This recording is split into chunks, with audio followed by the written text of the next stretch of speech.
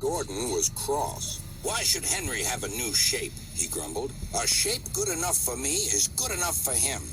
He goes gallivanting off, leaving us to do his work, and comes back saying how happy he feels. It's disgraceful.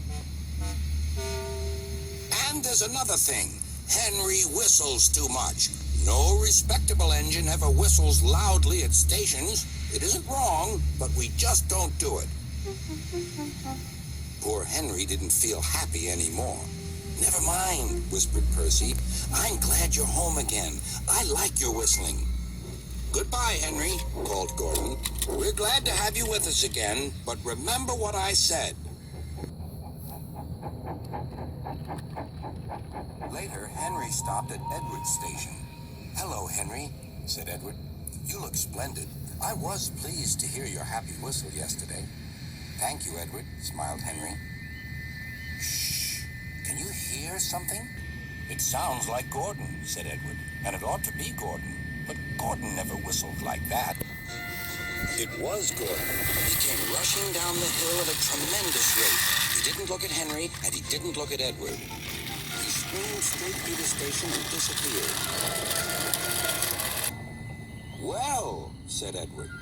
"It isn't wrong," chuckled Henry, "but we just don't do it." And he told Edward what Gordon had said.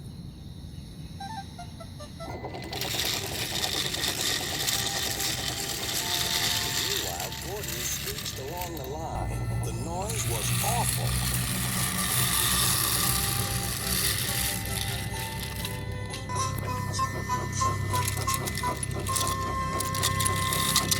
At the station, everyone covered their ears. Sir Topham Hatt covered his ears, too. "Take him away," he bellowed, "and stop that noise." Gordon puffed sadly away, but he wouldn't stop whistling until two fitters climbed up and knocked his whistle valve in place.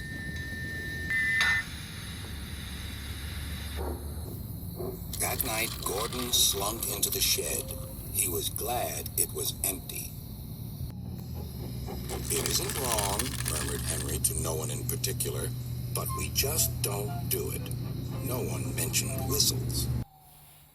Next morning, Henry was enjoying himself enormously.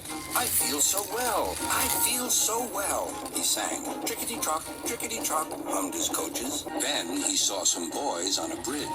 "Beep, beep. Hello," he whistled. "Oh," he called. The boys didn't wave and take his number. They thought it fun to drop stones on him instead. "They've broken our glass! They've broken our glass!" cried the coaches.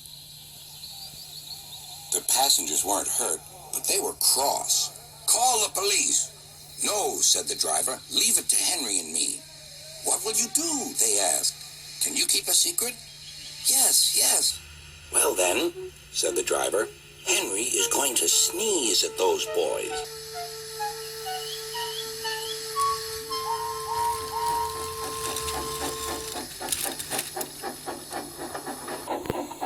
Lots of people were waiting at the station just before the bridge. They wanted to see what would happen.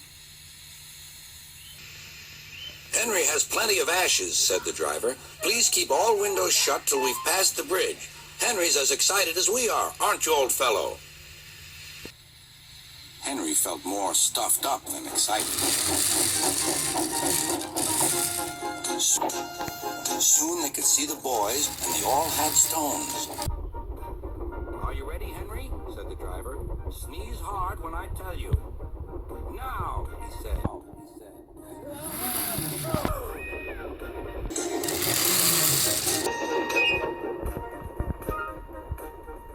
"Well done, Henry," laughed his driver.